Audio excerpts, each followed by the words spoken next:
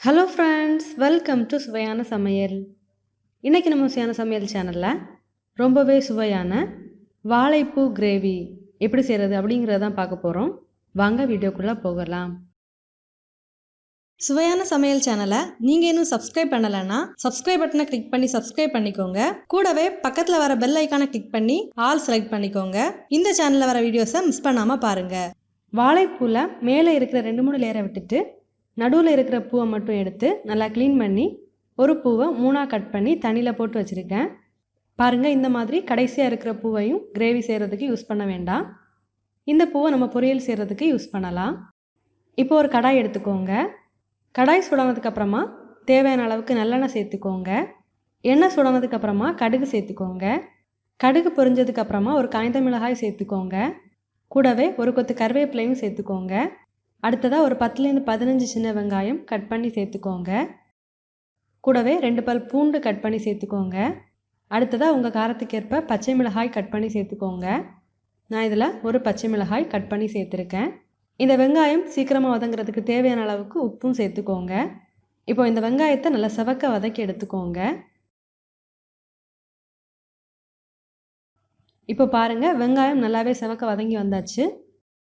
இப்போது இதில் ஒரு தக்காளியை கட் பண்ணி சேர்த்துக்கோங்க. தக்காளியையும் நல்லா வதக்கி விட்டுக்கோங்க. வெங்காயம் தக்காளி எல்லாமே நல்லா வதங்கி வரட்டும். இதை ஒரு 2 நிமிஷத்துக்கு மூடி வைக்கலாம். இப்போது இதுக்கு தேவையான மசாலாவை ரெடி பண்ணலாம். அதுக்காக ஒரு மிக்ஸி ஜாரில் 1/2 கப் அளவுக்கு தேங்காய் சேர்த்துக்கோங்க. கூடவே 1/4 டீஸ்பூன் ஜீரகம் சேர்த்துக்கோங்க. இதில் அரைக்கிறதுக்கு தேவையான அளவுக்கு தண்ணி சேர்த்து இதை நல்லா நைஸாக அரைச்சி எடுத்துக்கோங்க. பாருங்கள், இதை நல்லாவே நைஸாக அரைச்சி எடுத்தாச்சு. இப்போது இதை ஓப்பன் பண்ணி பார்க்கலாம். இப்போ பாருங்கள், வெங்காயம் தக்காளி எல்லாமே நல்லா வதங்கி வந்தாச்சு. இப்போ நம்ம க்ளீன் பண்ணி கட் பண்ணி எடுத்துருக்கிற வாழைப்பூவை இதில் சேர்க்கலாம். ஒரு 1/4 டீஸ்பூன் மஞ்சள் தூள் சேர்த்துக்கோங்க. இந்த வாழைப்பூவை மசாலாவோட சேர்த்து நல்லா வதக்கி விட்டுக்கோங்க. வாழைப்பூவை சேர்த்து நல்லா வதக்கி விட்டதுக்கப்புறமா இதை ஒரு 2-3 நிமிஷத்துக்கு நல்லா மூடி வச்சு வேக விடலாம். அடிப்பிடிக்காமல் இருக்கிறதுக்காக இடையில நல்லா கிளறி விட்டுக்கோங்க. இப்போ பாருங்கள், வாழைப்பூ எண்ணெயிலேயே ஓரளவுக்கு நல்லாவே வதங்கி வந்தாச்சு. இப்போ இதில் மசாலா எல்லாம் சேர்க்கலாம். உங்கள் காரத்துக்கேற்ப மிளகாய்த்தூள் சேர்த்துக்கோங்க. நான் இதில் 1/2 டீஸ்பூன் மிளகாய்த்தூள் சேர்த்துருக்கேன். கூடவே 1/4 டீஸ்பூன் தனியாத்தூள் சேர்த்துக்கோங்க. இந்த மசாலாவோட பச்சை வாசனை போகிற அளவுக்கு இதை நல்லா கிளறி விட்டுக்கோங்க.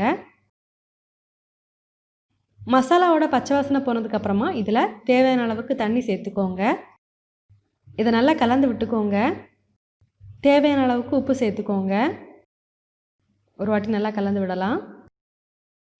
இப்போ இதை மூடி போட்டு இந்த வாழைப்பூவை நல்லா வேக விடலாம்.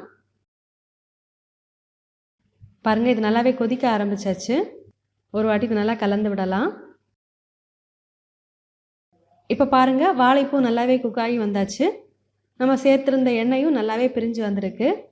இப்போது இதில் நம்ம நைஸாக அரைச்சி எடுத்துருந்த தேங்காய் விழுதை சேர்க்கலாம். இப்போது இந்த மிக்ஸி ஜாரில் கொஞ்சமாக தண்ணி சேர்த்து இதில் சேர்க்கலாம். சேர்த்துட்டு நல்லா கலந்து விட்டுக்கோங்க. இப்போ பாருங்கள், இது நல்லா கொதிக்க ஆரம்பிக்குது. இதை ஒரு 2-3 நிமிஷத்துக்கு மூடி போட்டு விடலாம். பாருங்கள், நம்ம சேர்த்துருந்த தண்ணி எல்லாமே சேர்ந்து நல்லா கெட்டியாகி வந்தாச்சு. நம்மளோட சுவையான வாழைப்பூ கிரேவி ரெடி ஆகிடுச்சு. இந்த வாழைப்பூ கிரேவி பார்த்திங்கன்னா சாதம், இட்லி, தோசை கூட எல்லாம் சேர்த்து சாப்பிட்றதுக்கு ரொம்பவே சுவையாக இருக்கும். நீங்களும் இந்த மாதிரி செஞ்சு பாருங்கள். செஞ்சு பார்த்ததுக்கப்புறமா உங்கள் கமெண்ட்ஸை மறக்காமல் எங்களோட ஷேர் பண்ணுங்கள். இந்த வீடியோ உங்களுக்கு யூஸ்ஃபுல்லாக இருந்துச்சு அப்படின்னா உங்கள் நண்பர்களோட பகிர்ந்து கொள்ளுங்கள். நீங்கள் இன்னும் நம்ம சுவையான சமையல் சேனலை சப்ஸ்கிரைப் பண்ணலைன்னா மறக்காமல் சேனலை சப்ஸ்கிரைப் பண்ணிக்கோங்க. இந்த மாதிரி சுவையான ஒரு ரெசிபியோட நான் உங்களை சந்திக்கிறேன். அது வரைக்கும் சுவையாக சமைங்க, சுவையாக சாப்பிடுங்க. நன்றி.